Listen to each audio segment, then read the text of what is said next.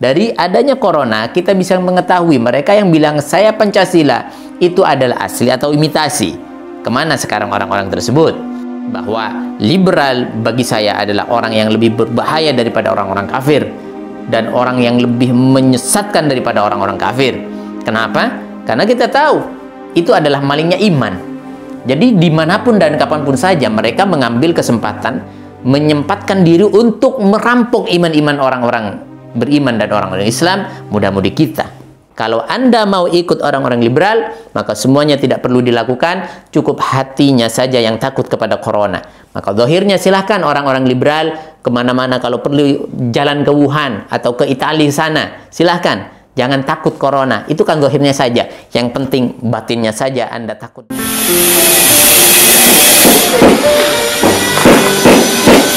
Saya ngobrol singkat sama beliau, intinya ini hanya kurang sekitar 360 juta. Saya langsung gerak cepat. 360 juta itu dibagi menjadi 500 ribuan, itu hanya butuh 700 orang. Ayo, siapa yang mau ambil bagian ini? 700 orang ini. Bismillah, saya ngawali. Hari ini saya ngambil 5 juta. Insya Allah 500 ribu itulah nanti harta yang akan menerangi dirimu di alam barzah. Insya Allah begitu ya. Amin amin ya Rabb.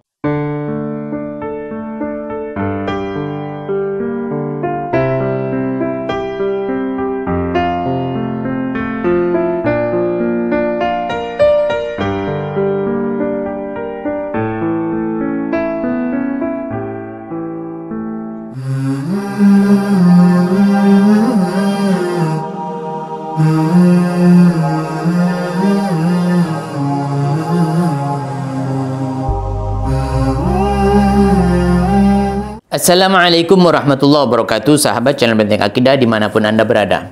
Pada kesempatan ini saya akan menyampaikan beberapa hal tentang orang-orang yang mengambil keuntungan di balik adanya kegaduhan virus corona. Nah, kita ambil satu contoh.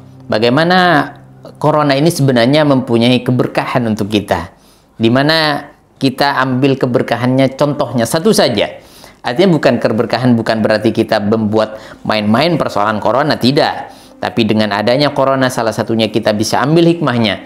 Bagaimana rakyat kecil itu bisa mengetahui, bisa paham, bisa melihat siapa yang biasa keluar-keluar saya Pancasila, saya NKRI, dan lain sebagainya. Dari adanya corona, kita bisa mengetahui mereka yang bilang saya Pancasila itu adalah asli atau imitasi. Kemana sekarang orang-orang tersebut?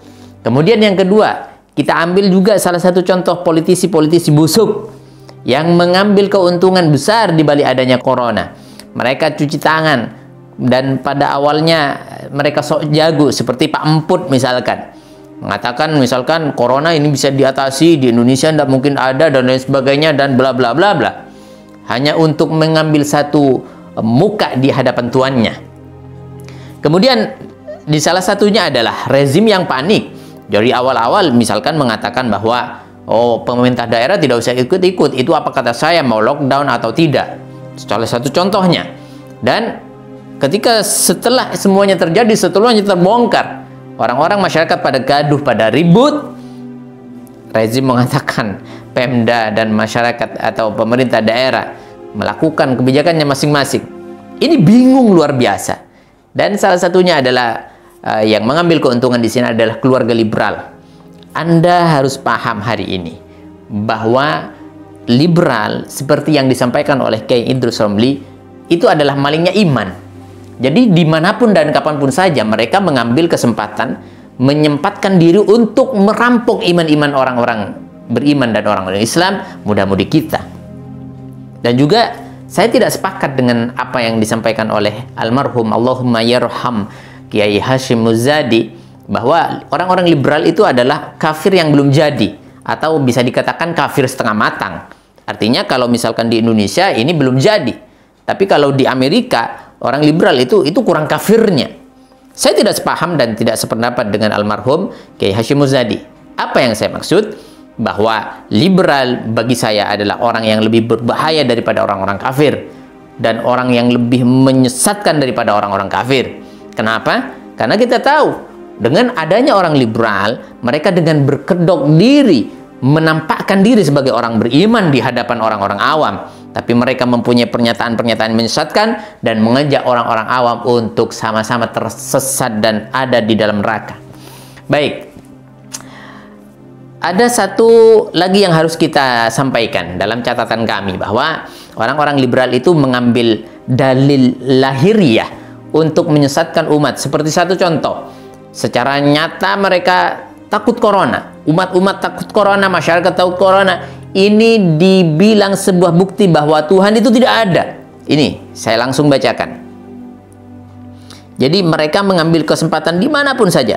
Seperti contoh, ini ada namanya Lutfi Asyaukani di Facebook. Ini orang-orang liberal tulen, dan ini termasuk gembong liberal dan juga termasuk orang-orang yang sangat menyesatkan dan membahayakan terhadap umat Islam.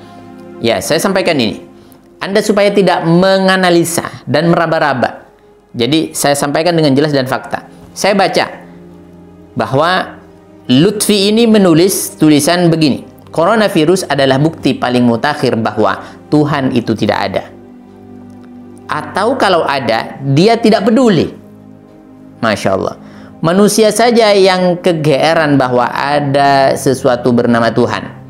Para filsuf sejak lama memperbincangkan tentang konsep yang satu ini. Tidak banyak argumen, tapi yang paling kokoh dan didukung oleh temuan sains, Tuhan adalah nomenklatur yang diciptakan manusia, dibayangkan, diagungkan, ditinggikan. Sebelum manusia muncul di muka bumi, Tuhan tidak ada. Baik, ini banyak. Ini soal coronavirus. Karena kita banyak takut ke corona, katanya Tuhan tidak ada. Ataupun kalau Tuhan ada, Allah tidak peduli, atau Tuhan tidak peduli terhadap kita. Nah, ini namanya Lutfi Asyaukani. Kalau namanya luar biasa. Kenapa tidak dikasih nama entah itu Abraham, atau dikasih nama Kopernikus, atau siapapun. Jangan pakai nama Islami lah, kurang lebihnya seperti itu. Nah, ini yang saya maksud, bahwa liberal itu lebih berbahaya, jauh lebih menyesatkan daripada orang-orang kafir yang memang terang-terangan tidak mau terhadap Allah dan Rasulnya. Ini pura-pura mau tapi menjatuhkan, menjelekkan, dan juga menghabisi iman-iman umat Islam. Maka saya sampaikan tadi bahwa orang liberal ini sangatlah berbahaya. Baik, kita kembali kepada satu ungkapan-ungkapan orang-orang liberal yang membahayakan terhadap umat. Itu suatu contoh saya sampaikan tadi, bahwa dengan lahiriah orang liberal itu bisa mengambil keuntungan. Artinya dia dengan kepentingannya, oh dalilnya lahiriah, ya sudah diambil. Tapi ketika ini mementingkan kelompoknya sendiri dengan lahiriah, mereka tidak mengambil hati. Nah, satu contoh apa yang disampaikan oleh Najwa, mengatakan biarkan, artinya tidak berjilbab tidak apa-apa, yang penting hatinya berjilbab. Secara lahiriah jilbab itu kelihatan, dan ini nilainya namanya lahiriah. Dan hati itu adalah tidak kelihatan.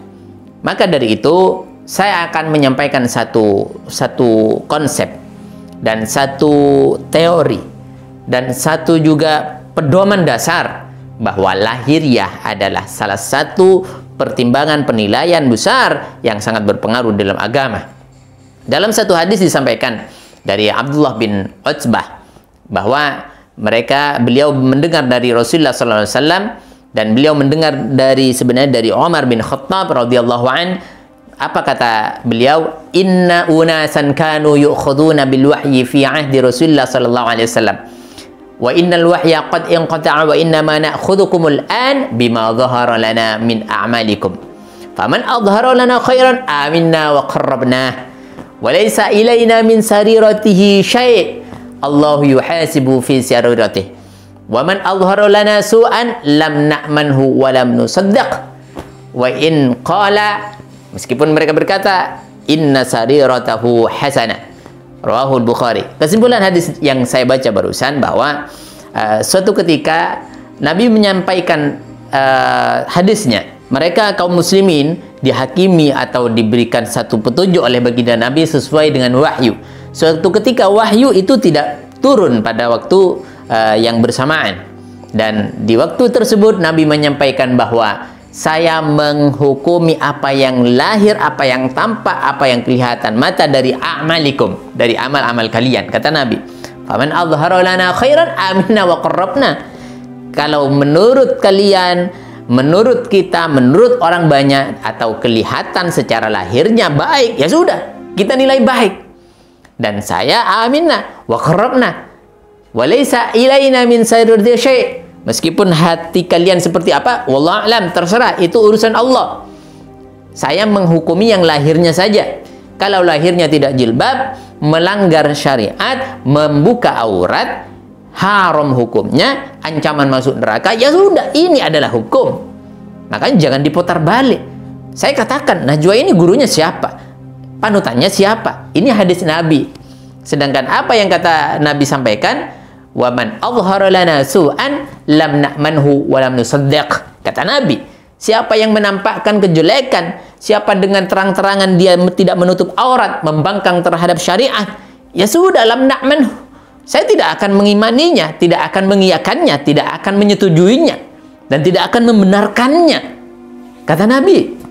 Maka ada satu pesan yang sangat singkat, dan ini mengejutkan terhadap kita. Karena kata-kata ini sering dipakai oleh orang-orang liberal, saling menutupi satu sama lain. Apa katanya? Wa in qala inna sariratahu hasanah.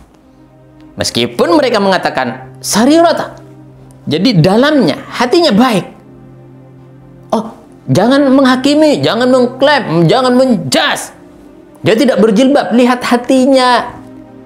Persis seperti yang disampaikan oleh salah satu dai yang keluar masuk diskotik, mengatakan bahwa biarkan bodimu bermaksiat, tapi jangan hatimu bermaksiat. Ini dasarnya mana? Pegangannya siapa? Pedomannya siapa? Lalu panutannya apa, Rasulullah atau bukan? Sedangkan Rasulullah menyampaikan, saya kalau melihat ini jelek, ya sudah jelek. Wa in qala inna sariratahu hasanah. Meskipun orang-orang mengatakan dalamnya baik, hatinya tulus, tapi luarnya bobrok dan menyalahi terhadap syariat, maka ini tetap tidak diterima. Hadis ini diriwayatkan oleh Imam Bukhari, dan ini perlu kita sampaikan hari ini kepada Anda semuanya, bahwa mari kita betul-betul hati-hati terhadap orang-orang liberal. Dan banyak diantaranya. Salah satunya, saya diberikan satu puisi. Ini disampaikan puisinya oleh mertuanya Ulil Absar, yaitu salah satu gembong liberal dulu. Allah alam sekarang, tapi insya Allah perubahan tidak akan pernah jauh daripada aslinya. Ini saya baca sepintas. Di tengah-tengah sibuknya masyarakat Indonesia dengan corona, ditulisnya puisi namanya Bubarnya Agama. Ini katanya, Makkah sepi, Madinah sunyi, Ka'bah dipagari, masjid tutup, jamaah bubar, Jumat batal, umroh di stop, haji tak pasti, lafaz adzan berubah, salaman dihindari, corona datang seolah-olah membawa pesan ritual itu rapuh. Ketika corona datang, engkau dipaksa mencari Tuhan di tembok Ka'bah, di dalam masjid, dan lain sebagainya.